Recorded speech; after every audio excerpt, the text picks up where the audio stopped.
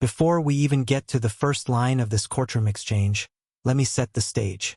What you're about to witness is one of those moments where a judge tries, one last time, to wake up a defendant who is spiraling fast.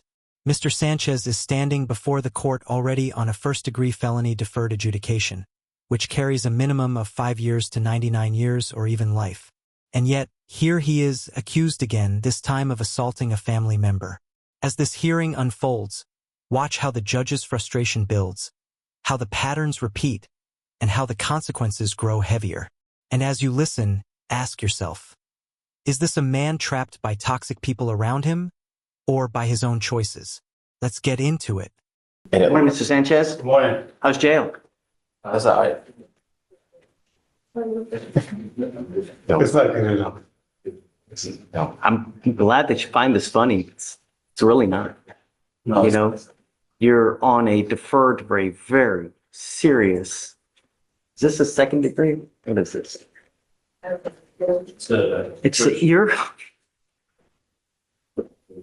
You're on deferred for a first degree felony where the minimum is 5 years to 99 years or life. You're on deferred for that type of case, and you've now picked up an assault of a family member. You know, I got to tell you that there are some people in your life that are complete cancer to you. And if you don't cut those people out of your lives, they kill you. You have now been invaded with this type of cancer, and it's going to kill you. If it hasn't already, it's damn near close. Somehow, we have to get the message to you that rules are in place, and you now stand charged with assault of a family member. You're facing a year in jail and or a $4,000 fine. We're going to do probable cause. You have the right to remain silent. Anything you say can and will be used against you. The reason I have you out now is because I don't know what happened. The only thing I know is that the magistrate put your bond at $25,000, which is typically pretty high for a misdemeanor case. But, you know, everything is about perspective, right? We need to know what happened, your priors, to see how we go forward. Okay, please. Thank you, Judge. On May 1st, 2025, in Harris County, Texas, officer dispatched to a disturbance call. Officer arrived and made contact with the complaining witness who stated that she got into a physical altercation with the defendant, who is her ex-boyfriend. The complainant stated that she locked herself in the room and gave officers permission to enter. Officers then detained the defendant and spoke with the complaining witness, who stated that the defendant and her got into a verbal argument when the defendant pushed her onto the bed and began kicking her legs, causing pain. Officers observed bruises to the complaining witness's legs. Mr. Sanchez. Right here is where things start getting serious. The judge isn't just reading charges. She's laying out a pattern, one that the court sees over and over again. Being on deferred adjudication for a first-degree felony is already a massive responsibility. One wrong move, and the entire suspended sentence can come crashing down. Yet the new allegation mirrors the old one almost exactly. This is why the judge keeps using the cancer metaphor. She's pointing out that the defendant isn't breaking out of the cycle. Let me ask you, at this point, do you think Mr. Sanchez is a victim of a toxic relationship, or is he refusing to change his own behavior? Because the law doesn't care about excuses, only patterns, risks, and safety. Mr. Sanchez, I'm going to find that there's sufficient probable cause to go forward with your case. So he is on deferred for a burglary case where the underlying facts are literally the exact same thing. You know, I got to tell you, I've never been placed in this position, but I have to think that it really sucks to walk on eggshells, have where you basically are in constant fear. What's going to happen to me today? Is he going to get upset? Is he going to go off on me today? Is something going to happen? Imagine. No one should have to live like that, Mr. Sanchez. It's just not fair.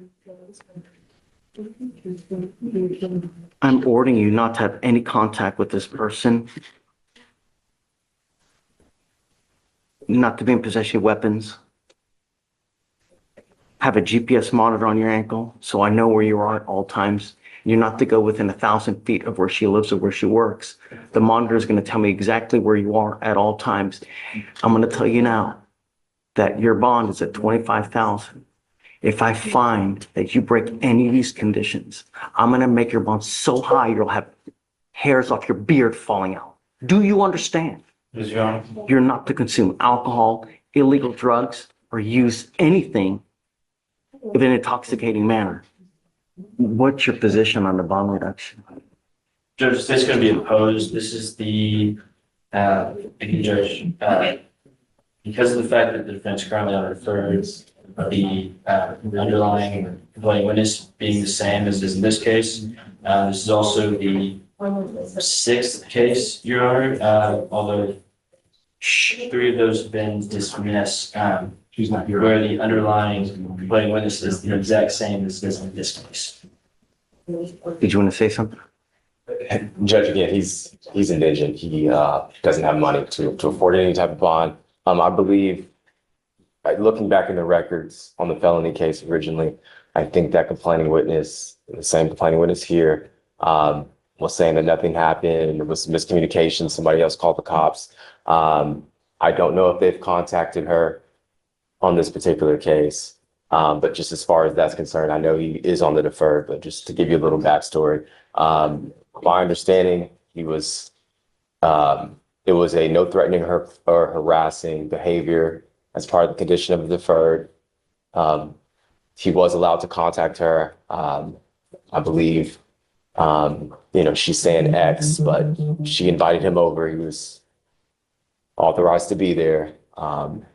And so from that standpoint, just giving a little bit of background on everything, I would be asking for a PR bond, $1,000 PR bond on this case. He does live in Cleveland, Texas. He has told me he will stay away from this individual. He's not working at the moment. He doesn't have any means, manner to afford any other type of bail, Judge. This section hits hard because the judge isn't just speaking legally. She's speaking emotionally. When she describes someone walking on eggshells, she's painting a picture of a victim living in fear, never knowing what mood the defendant will wake up in. Courts take that extremely seriously. And notice something. Every detail the judge mentions lines up with the officer's report. Bruising, kicking, pushing, and the exact same witness as past cases. That's why the prosecution pushes back so strongly against a bond reduction. Let me know in the comments. Do you think the judge is being too harsh? Or not harsh enough given the repeated pattern? Because what comes next shows exactly how far the judge is willing to go to prevent escalation. Do we know if it was a condition of his bond that he wasn't to have contact with her while he was on probation? I believe it was just no threatening or harassing, but double checking on that. But Find that one, Judge. It says here among the other allegations that he's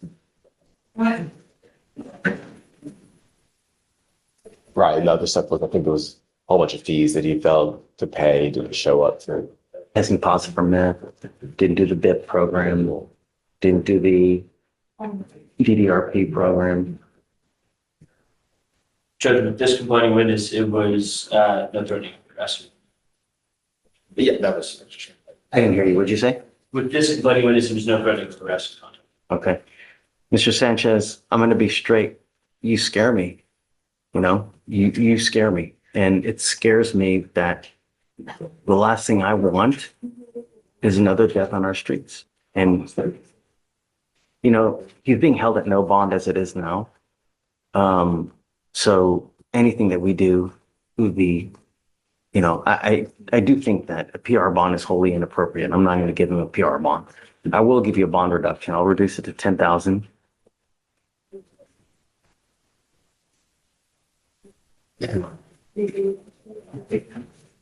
Roxanne, a GPS prior to release.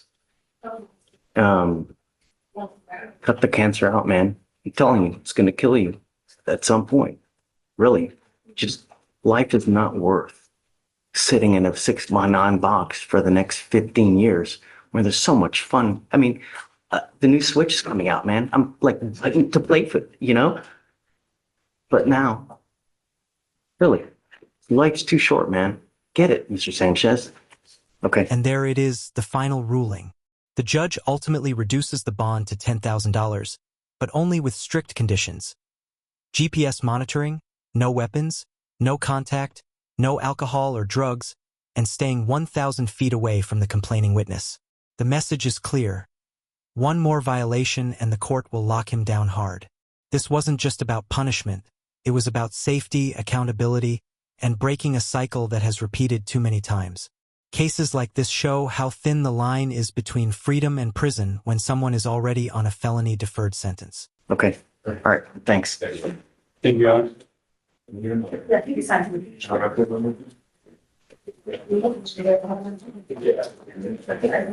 Yes.